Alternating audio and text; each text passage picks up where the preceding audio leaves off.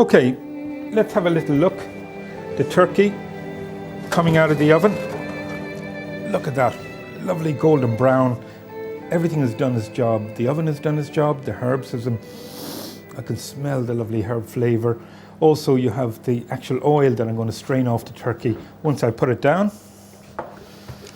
And don't forget, we have the stuffing and the legs and the chipolata still in the oven. So we're just going to work with the turkey here. Bring my tray down. I have a nice little trivet here. So I'm just sticking 2 forks into the turkey, bringing that up like that, and then just lay that down there. Now, the turkey has to rest and just take its time. Let all the cooking stop and let it settle down before I carve that. If I carved it too early, I'd have juice all over the kitchen table. So I need to let that really settle down before I go near that. So I just leave it there by itself. And what I have to do now is just strain off all this lovely juices of the roast for my potatoes. I just get all that in there.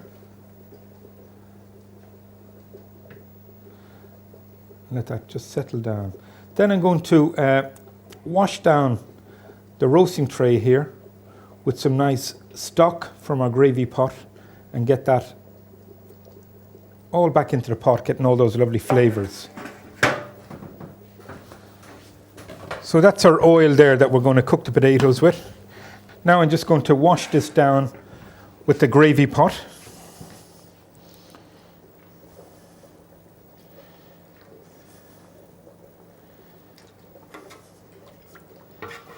Now, and I'm getting all that lovely colour from the dish, all the gelatinous quality from the dish, and also all those flavours from the dish, just ready to go into the gravy. And you see how much work we're doing to the gravy. We started off with just a little vegetable pot. We built it up with all the trimmings. All the herbs have gone in there.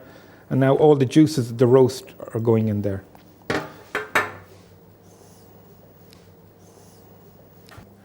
All right, just starting off the potatoes, taking this lovely oil from the turkey tray, just getting it into the roasting tray here, ready for the potatoes. So I have 2 nice ladles there. I'll just heat that up in the oven.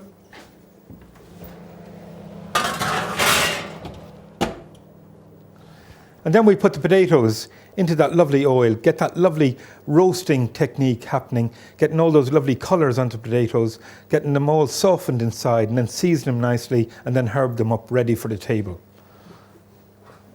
Another potato we're using on the Christmas feast is our small baby potatoes. Just peeling them, I'm going to boil them and also add a little chives on top of them. So that will give a nice colour and a different texture to the whole meal as well. Don't forget, we're having the roast potatoes. We'll have another type of potato, the pomme amandine, in a Christmas format. And also we have the actual new potato there, light on the stomach but nice and colourful on the dish. As you see, I'm peeling them. Some people don't bother peeling them at all, and you can have that as a choice as well, and they're equally as good. You know, just boil them, nice bit of herb, butter, fantastic indeed. All we're doing here is just peeling them for the nice clean look, and also that we can get those nice herbs to shine on the potato with the nice bit of butter. Now just to put on the roast potatoes, the oil would be ready. Taking that out, just laying it on top there of my tray. Then just getting my potatoes, lining them up,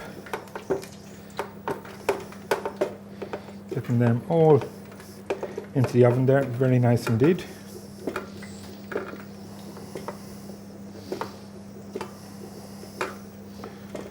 Now, that's ready for the oven. Just give that a little shake. That's going in now. And we get a lovely colour onto the potatoes. Just turn up the oven there to 200 degrees. So that'll take around 40 minutes for the potatoes to cook. To cook soft, to get a nice colour, and also to embrace that lovely turkey oil from the actual roast. And really, I'm looking for a good result with our roast potatoes. Oh, Paul, there you are.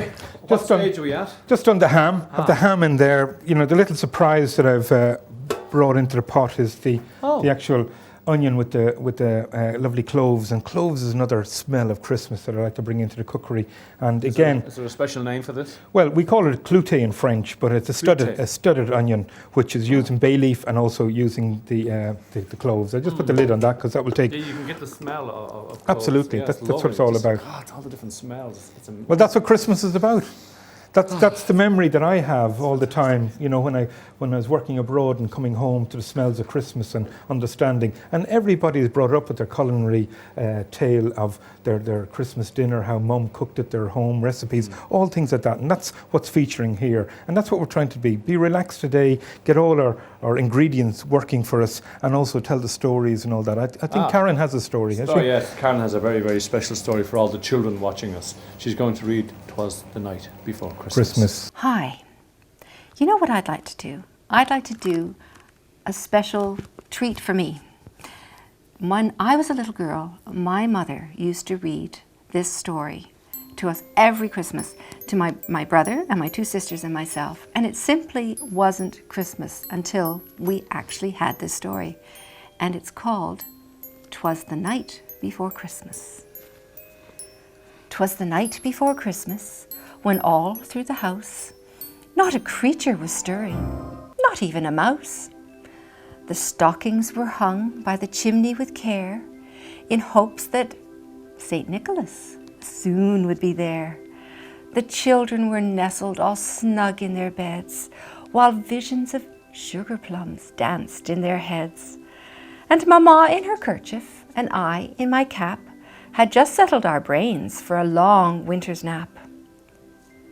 When out on the lawn there arose such a clatter, I sprang from my bed to see what was the matter.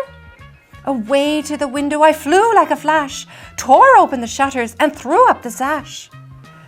The moon on the breast of the new fallen snow gave a lustre of noonday to objects below, when what to my wondering eye should appear but a miniature sleigh and 8 tiny reindeer, with a little old driver so lively and quick, I knew in a moment it must be Saint Nick. More rapid than eagles his coursers they came, and he whistled and shouted and called them by name. Now Dasher, now Dancer, now Prancer and Vixen, on Comet, on Cupid, on Donder and Blitzen. To the top of the porch, to the top of the wall, now dash away, dash away, dash away all. As dry leaves before the wild hurricane fly, when they meet with an obstacle, mount to the sky. So up to the housetop the coursers they flew, with a sleigh full of toys, and St. Nicholas too. And then in a twinkling I heard on the roof the prancing and pawing of each little hoof. And I drew in my head and was turning around. Down the chimney St. Nicholas came with a bound. He was dressed all in fur from his head to his foot, and his clothes were all tarnished with ashes and soot. A bundle of toys he had flung on his back, and he looked like a peddler just opening his sack. His eyes, how they twinkled, his dimples, how merry. His cheeks were like roses, his nose like a cherry. His droll little mouth was drawn up like a bow, and the beard on his chin was as white as the snow. The stump of a pipe he held in his teeth, as the smoke it encircled his head like a wreath. He had a broad face and a round little belly that shook when he laughed like a bowl full of jelly. He was chubby and plump, a right jolly old elf, and I laughed when I saw him in spite of myself. A wink of his eye and a twist of his head soon gave me to know I had nothing to dread.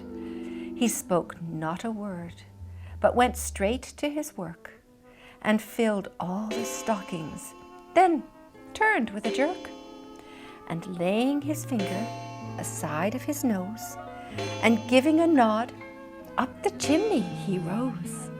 He sprang to his sleigh, to his team gave a whistle, and away they all flew like the down of a thistle. But I heard him exclaim, ere he drove out of sight, "Happy Christmas to all, and to all a good night."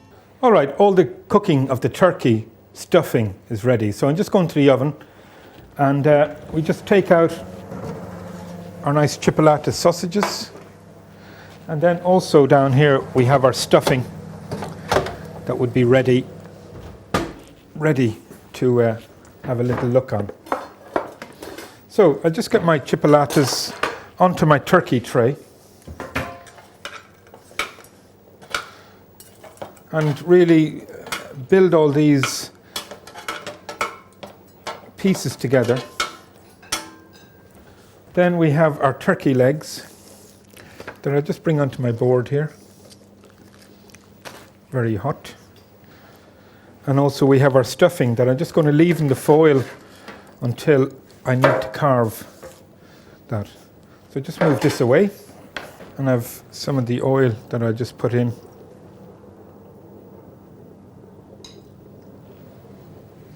The oil there, put my tray down here. Then we just have a little look at how our turkey legs have formed. Just taking the wrapping off, getting the opening. And what I do there, just cut both ends here. Take this. Wow. Now look at that. That is the turkey leg stuffed.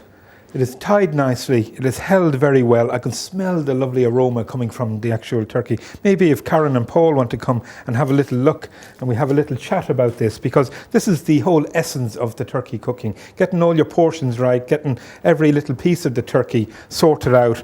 All right, just we have prepped all the veg, very, very nice in batons and that, and we've 3 different types of the winter vegetables really getting ready to go. So the carrots just going in there, nice batten of carrots. And then I've 3 pots on here. I'll add a little salt in, and we'll get all the nice vegetables cooking to a soft state. So then we'll finish them off in the oven, a little bit of honey, and we've lovely herbs here to use. And that's the essence of a Christmas food, when you can use the seasonal ingredients, fresh as they come, nice colours for the table, good eating for the family, nutrition for everybody. What else would you want? Okay, now we have our turnips just going into the second pot. Very nice. And I just add in a little bit of our rock salt. And then in the third pot, we'll add in our parsnips. So they're cooking nicely. I'll mix them together, a rendezvous of all the winter vegetables coming together, binding them with the honey, embracing them with the herbs, and that's all you want. Flavours of Ireland on your table, lovely colours, families happy, and it complements the Christmas feast.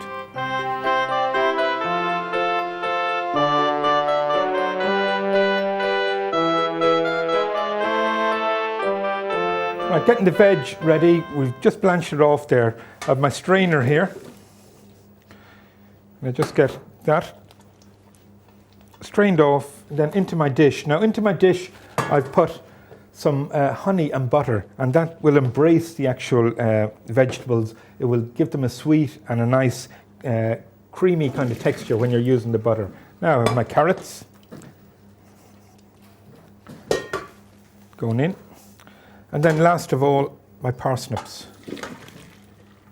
Strain them all off, and then so they're just nearly cooked, and going into the oven will give them nice roasting. I'm just going to put some nice herbs onto that.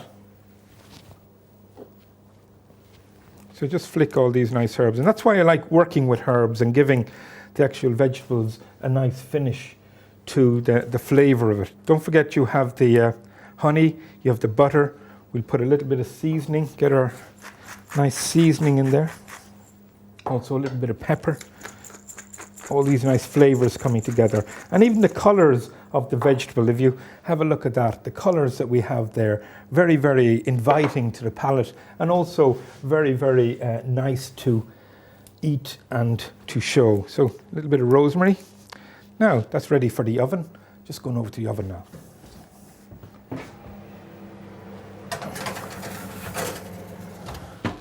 Okay. Now we have to do our sprouts, so we'll get a few pots back on, we get our boiled potatoes on, and that's all the vegetables ready for this feast. Okay, 2 pots on there, one for my sprouts, one for my new potatoes. I'll just get those in. So get all these nice new potatoes. Going to chop some chives and finish off the potatoes with the chives, and that gives a delicate taste, a nice little perfume of onion, the chive flavour would be. And then with the sprouts, we have our bacon from our turkey to chop up, a nice little bit of walnuts just going in there, and also we'll have a nice little bit of butter just to finish that off, which will bring all the flavours of the Brussels sprouts. And they're the vegetables of the season. When you see the Brussels sprouts coming on the market, you know Christmas is just around the corner. And every table of the Christmas feast has the Brussels sprouts there, because they're only on the market for a short time of the season.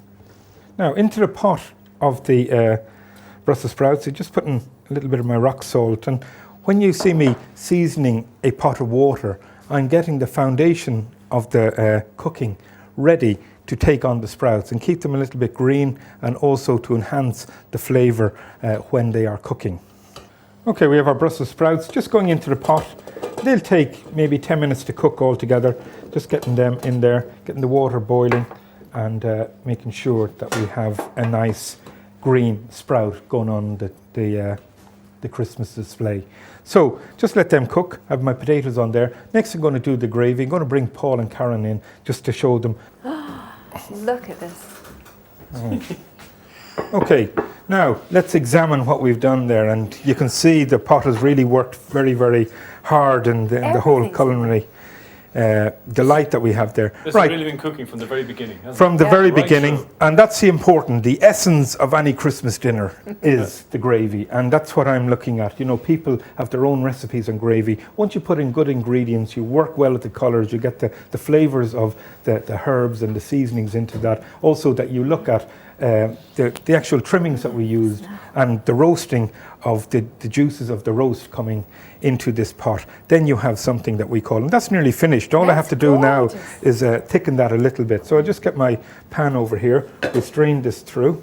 Okay, I'm just straining that off so that I'm not splashing anywhere. It takes a little bit of time, but also it's TLC, a bit of tender loving care. I see how tender these... the meat is just falling off. the bone. Absolutely. Now you could eat them, and people be hanging around the Christmas eating. Whilst it's good, we will. So let's have a little look. That's what we're left with as a gravy. That will go back on the pot. Look at the colour. Just look at the richness of that. I will bring that. Well, what I have to do with that is skim that off. You know, Oh. that has come out. The turkey that went in there. It had How are you doing that now? You just Now I just, with a ladle, very, very carefully roll the actual stock, and then just go around the edge with the ladle and just taking that the very off. top And getting that layer off. Okay. Fantastic. All right, but that's all the gravy there. You see now we're ready. You're going to start singing again. We are indeed. We're going to sing a Christmas hymn that's sometimes known as the Portuguese hymn. Ivan Novello used to perform it at the Portuguese embassy at Christmas. But it's actually, everybody else knows as "O Come All Ye Faithful." I was nearly going to say "Why Are We Waiting?" because that's actually sometimes adopted the air. Why are we waiting? Anyways, right, let's go. Go ahead. After you. Thank you. Oh boy, I can't wait. I know. O come all ye faithful, joyful and triumphant. O come ye to Bethlehem. Come and behold him, born the King of angels. Oh, come, let us adore him. Oh, come, let us adore him.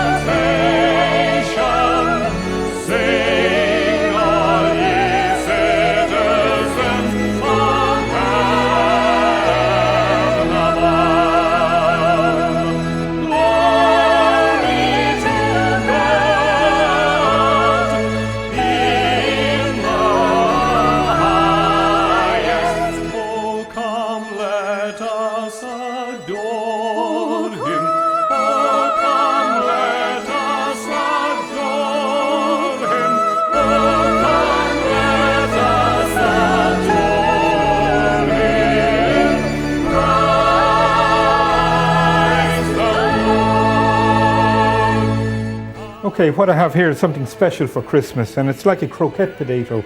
I've added in some mashed potato into a bowl. I've added in a little of the nutmeg, and just I'll flick in a little bit more.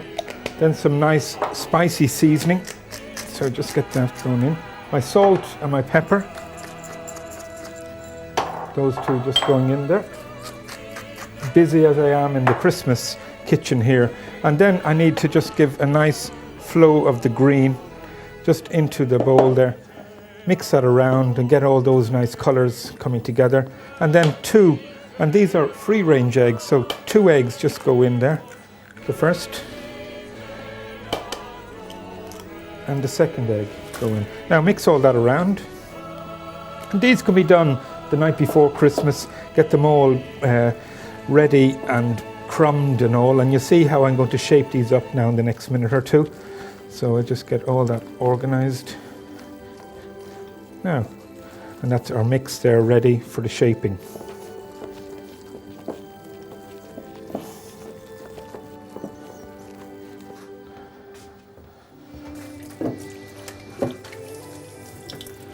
Now, lots of things happening here. The next little dish is a potato dish that really brings a cracker to Christmas, and that's what I'm going to do with the mixture here that I have in front of me. I've mashed potato, I've some lovely free range eggs gone in there, a little bit of spice, also some herbs, and then I mix that up very well. So what I have to do is just take a little piece of the mix, roll it up like that, and then get it into kind of a croquette kind of shape, like this. And then I get 2 pieces of pasta just to go into it, like this, and the other like that. Then roll that there, that onto the dish, and I'm going to flour, egg wash and nibbed almond these lovely little croquettes. We'll do a few of these just for the family table.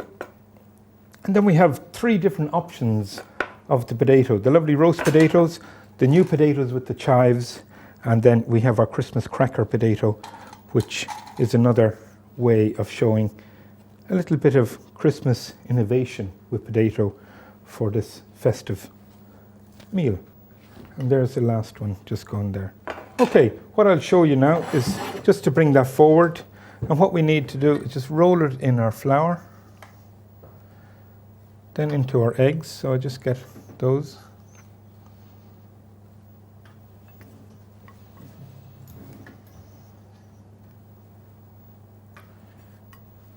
Just like that. And then from our eggs,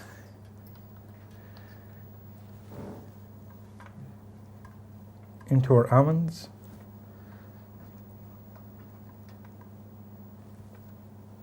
Should move that. Just egg washing them all nicely onto the almonds. And then getting the almonds, rolling them nicely.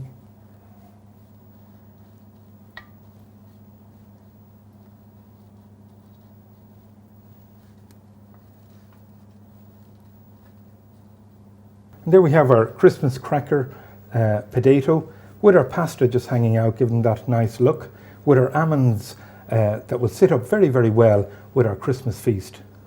Okay, ready with the roast potatoes. We want a nice colour on those, golden brown I'm looking for. Remember that we cooked them all with the lovely turkey juices in that. So out these come. Let's have a little look, bring it to the camera. Very nice indeed, lovely crispy roast potatoes ready for our feast. So those will go straight into my dish here. I just have a little herb just in the dish there for both to bring along. And then we look in the other oven where I have the roast vegetables, and we just bring that along. Close this oven here. Out this comes. And again, we have the roast lovely vegetables. The winter roast vegetables with the honey and the butter. They're glazed nicely. They've taken on a little bit of colour. We're just scraping all those nicely into the dish, ready for the table. I could smell them. That is delicious. I could smell that. That is super. I smell the honey, I smell the herbs, and I see the shine in the butter and that. Okay, just to give those a finishing touch, a little glaze there with the butter, but also a nice little bit of seasoning, and again a little bit of seasoning on the potatoes. and ready to rustle them. Very, very nice indeed. Very, very golden brown. And also they have taken on the flavour of the turkey roast. The glaze for the gammon, what are the ingredients? And we have a little bowl here. I've just put in some brown sugar, melted that down. I've added in some honey and also just 2 or 3 teaspoons of a little bit of English mustard, just mixing that up. And that is the base of the glaze, and that is what is going on the gammon, plus cloves. And then later on I'll sprinkle a little bit of sugar just to reinforce the actual glaze. That will bake nicely in the oven, and there you have it. Very, very traditional, very, very simple, but a unique flavour to the Irish table.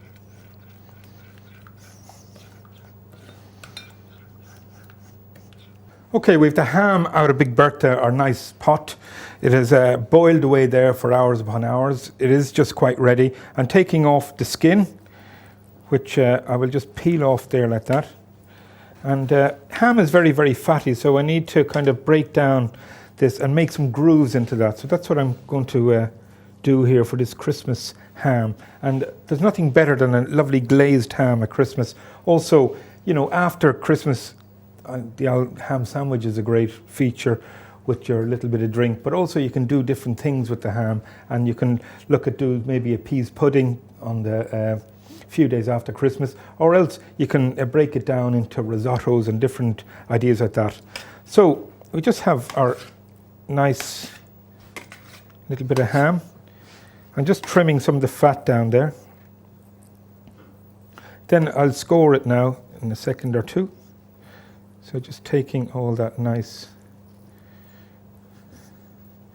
fat off there and trimming it down. Now, why do you do the grooves? Well, the grooves are for when I put the glaze onto it, that they'll fall into the grooves and stick a little bit. So I need to start marking this down and getting all that nice glaze onto it and bringing it here. Okay, as much as I can to get a little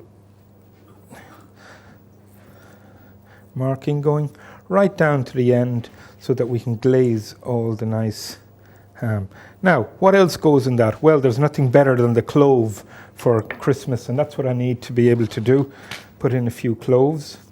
So I'll just start putting the cloves in there, then I'll put some glaze into it and add a few more cloves in a minute or two. Now, it is a messy job, so afterwards I'll be washing my hands, getting all the those flavours off my hands, and also getting ready for the next session on this Christmas feast that we're at. A little bit of glaze there, slowly, just manipulating that around. I have a brush there just to brush it. And during the course of the baking, I'll actually sprinkle a little bit of sugar onto that if the glaze isn't coming up enough. That will really reinforce it and get some of the nice brown sugar onto that. Okay, so there we have the first coating of our glaze. So now we've got a few more cloves. Let's start darting them around. Being quick about this, hopefully. Getting them up the middle there. Getting all that nice. You know, 100 pieces of cloves are going into this. It is quite a big gammon. It is for the family feast. It is for after the feast. And it's a big centrepiece of the feast as well. So again, long ago when you think of Ireland and the slaughtering the pig, a Muxy Kishton, and they'd have the gammon at Christmas, you know, one of the centre points of their feast. Now, just making my way all the way through here. You can see once we have the cloves done that it is important that they are throughout the actual gammon so that the flavour penetrates every place. And then I have the 2 bones here, so I'm lifting up by the bone. I'm going to put it onto my trellis, and then I'm going to nurse that in the oven, putting more sugar onto it, glazing a little bit more, getting the heat right, and letting everything grip that gammon with that lovely sweet mustard flavour. Okay, just bringing the gammon here to the oven, getting it down low. In she goes. We'll see that nice and crusty later on as we bring that out of the oven. Okay, we're on the starters of this journey of this lovely festive feast, and one of the old favourites is prawn cocktail. And what I have here is a mixed prawn cocktail. I just show you how to make up a Mary Rose sauce or a cocktail sauce. So I have a nice little base of mayonnaise there. I'm just going to add in my tomato ketchup. And then you have other flavours that will enhance the actual sauce there. So just mix that up, get that going. And then you get that lovely pink coloured sauce. Little squeeze of lemon. I have 2 nuts just going in there, so I just take them out.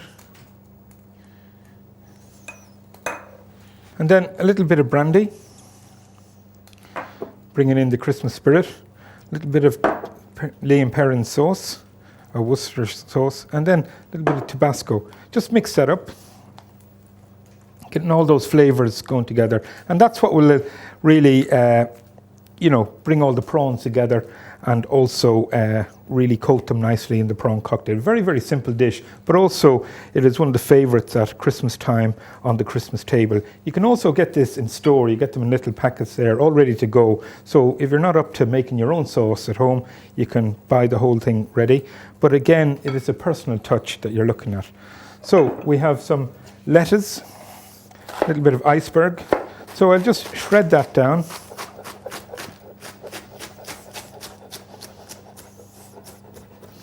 Getting them there. I'll just get a plate. Put my lettuce onto the plate. Then just get a spoon for my prawns. Put them, scatter them all around nicely. So I have 2 types of prawns here. I have a small prawn and a little tiger prawn as well. And then our sauce. And just lace the sauce over the actual prawns there.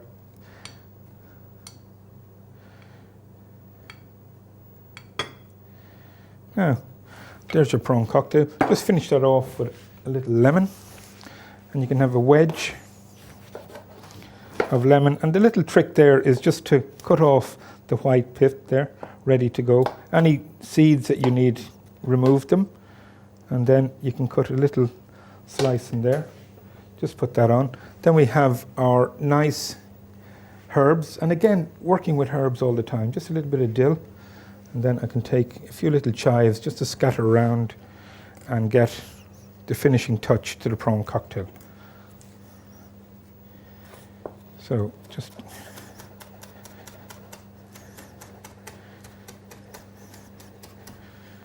now. Scatter those around. And there we have our nice prawn cocktail, ready for the eating. Very, very simple. You can do it at home, but also you can buy it in store.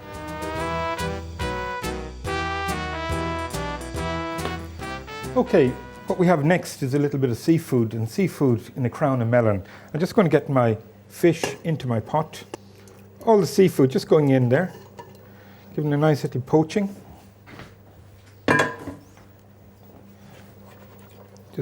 And fish cooks very, very fast. So you can cook this in the morning, let it relax, season it up, get some herbs into it, and then into your crown of melon. So we let that cook away. And then the crown of melon, what we have here, just take a melon, a nice Galia melon, and just cut it up and down in a Van Dyke. Very, very easy. And again, portion control, you can say half a melon plus the seafood could be your starter, or else you can quarter the melon and do it in that way, as giving a smaller starter. Now, so there we have our melon. We get a spoon there and just scoop it round like that, and that can go into the bin. Then I just place that on my presentation plate. Just taking the fish out of the pan. And again, fish is very, very delicate. It does cook very, very quickly. And we have this rendezvous or meeting of all the fish for our melon. Now I need to do a little sauce with that. And again, a simple sauce to go with this would be our creme fraiche, which would be our fresh cream or nice light cream that would go with this. So I'll just open this up.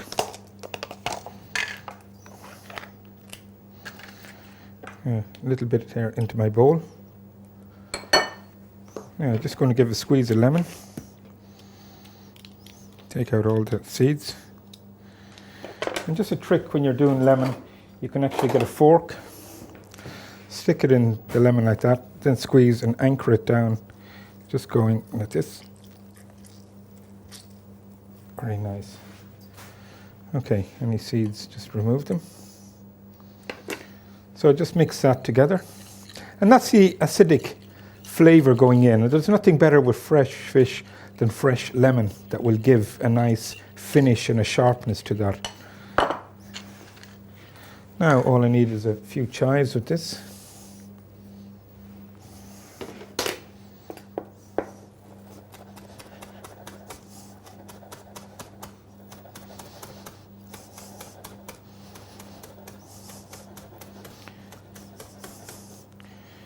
There we go. Just mix those. Then we have our fish just going in. All lovely different colours and textures going into the creme fraiche. Just mix that up a little bit.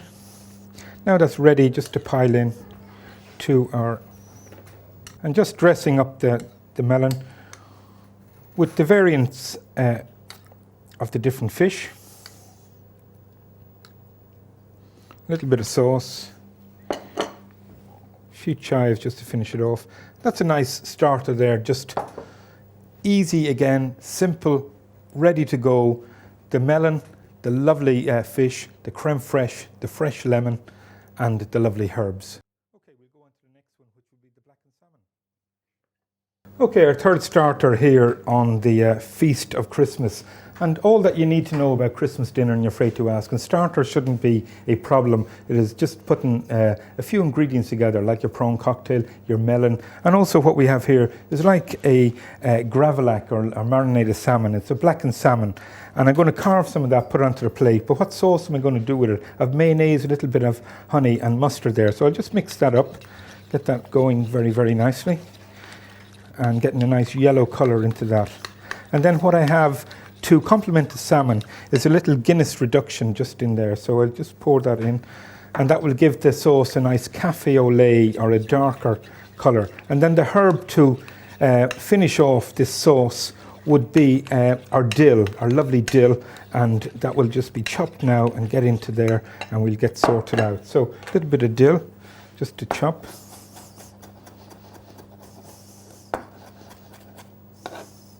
Just get all that in there. Very nice too. And that's our sauce ready for our blackened salmon. And now to carve the blackened salmon and show the art of carving salmon. So I'll just cut down here so that I'm getting into the middle.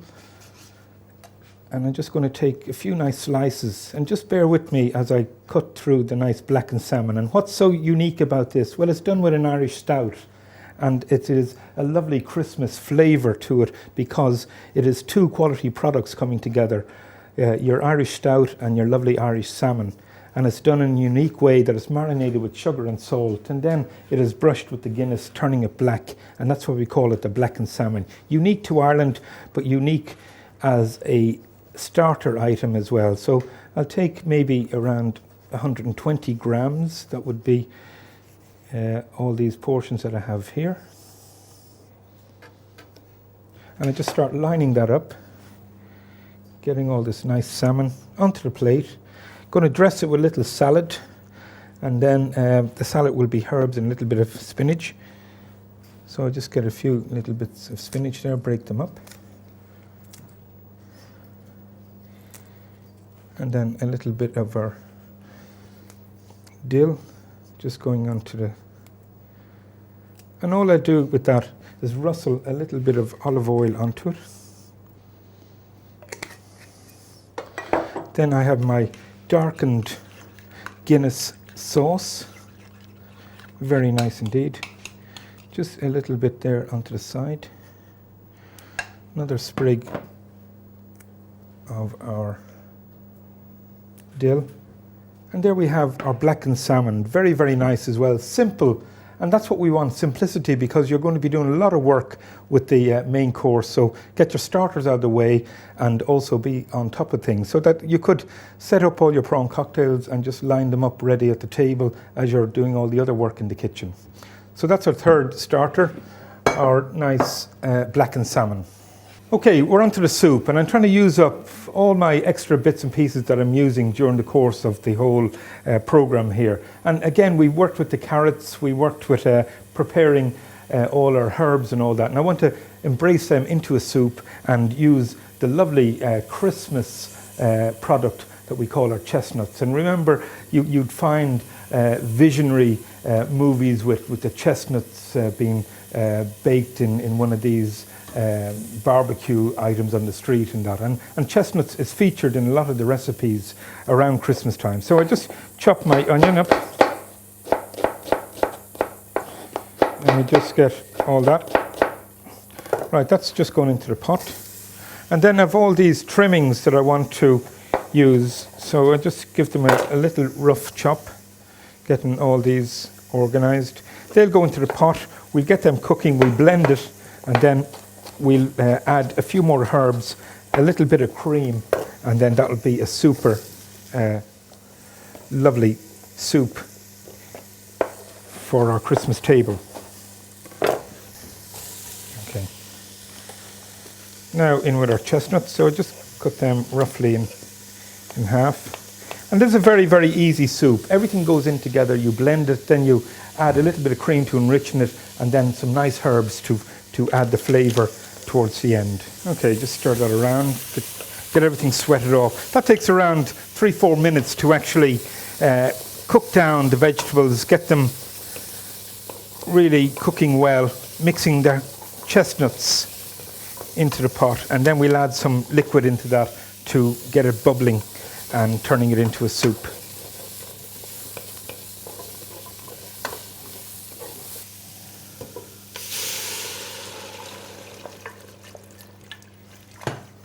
Okay, let me show you the ham. We've boiled it, we put a nice studded onion into it, we've looked after it during the course of its cooking, we brought it out, we studded it with the cloves, we've put a nice glaze onto it, and that is the magic of bringing the Christmas ham alive.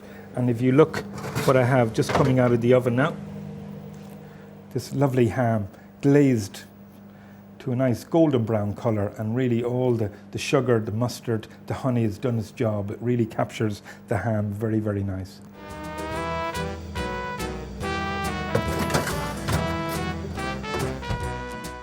Okay, we're ready to start carving, getting all these nice parcels of the Christmas fare together. So I have my nice gammon, and I'm just going to show you how I start carving that.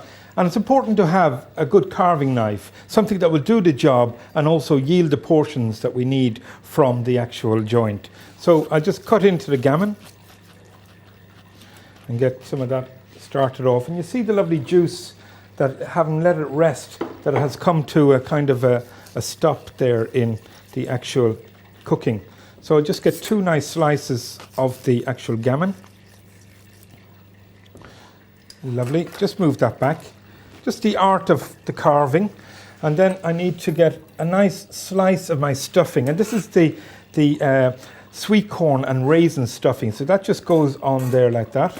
And then we have our roulade of our turkey. And remember, we boned out the turkey leg to make it easier when we do carve to bring the actual components of the parcel together. So I'll just start carving there. And look at me using the carving knife and getting all those nice portions in there. And that's what we're looking at. If we bring that up to camera and just show, we have the nice roulade, we have our stuffing in there, we've all the brown meat ready for the laying down on top of the stuffing.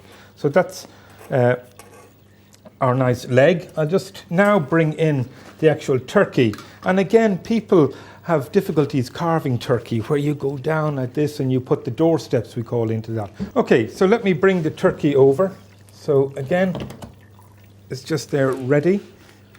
And the way that I'm going to carve the turkey is just to get my knife and start working on the actual breast. And I'm carving straight across like this. So watch this.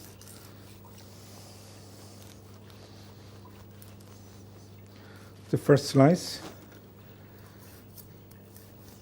And I can smell the lovely flavours from this turkey. The second slice. And once I get into the turkey, I'll yield all my slices for my portions, and I'll bring that together. So there, I'll just put that over like that, and then put that over like that.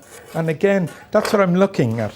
And there we have our lovely portion of turkey. Very, very delicate in its presentation. You have the lovely anchor of the baked ham, glazed with that lovely honey mustard and all the flavour of cloves. Then I have the sultana and sweet corn stuffing onto that. I have a lovely slice of the leg meat, and then I have captured the whole top of 2 nice slices of turkey. And not only does that stand up well, but the little trick that you can do as well for this is just to have a little bit of the turkey fat and a little bit of butter, and just put it over like that. And then in the heating, it's not drying out. The actual butter and the actual turkey flavour will just moisten it a little bit, and then just to agitate with heat, not to burn this or not to put it in an aggressive oven to reheat. Just you put it in to bring it back to temperature, so that's enough. And don't forget, we have our gravy, our jus roti, that we've worked so hard today with, to really finish off the turkey. When you put that boiling hot gravy on top of the turkey, it just finishes off everything. It adds that nice flavour, it gives that moisture texture to it, and also it gives that lovely end result. Then to complement that, we have our cranberry sauce as well, the fruity sauce. Remember, we made that with little port, the orange segments, and a little bit of orange zest in there, sweetened with a bit of sugar and cooked in minutes. Very, very easy to make, and it can last over a month if you keep it well in your fridge. So that's our turkey carving. The art of carving a turkey is very, very important, because you can yield the proper portions out of it. And once you've done that, and maybe you do some extra portions, and also that you could then cover them in cling film and keep them in your fridge, or even freeze them, take them out another day, you have a lovely turkey dinner. Exactly what you'd have back from the Christmas feast.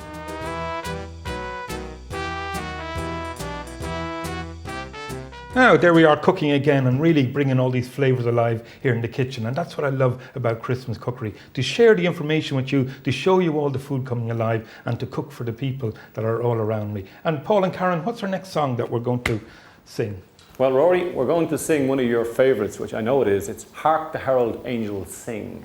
It's a beautiful song that was actually written, the music was written by Felix Mendelssohn, and the words were written about 100 years before that by Charles Wesley. And did you know that Charles Wesley wrote 6,500 hymns in his lifetime? 6,500? Yep, that's right, he did indeed. Puts you in the shade, doesn't it? Only slightly by about 6,490. 472, no. Well, that's a hymn that I remember myself, when I was growing up. We had loads of songs and loads of singers in the family, and coming around to Christmas, it was one that gave me uplift and triumph and all these lovely words that I can hear it now as you're going to sing it. It's a beautiful song, yeah.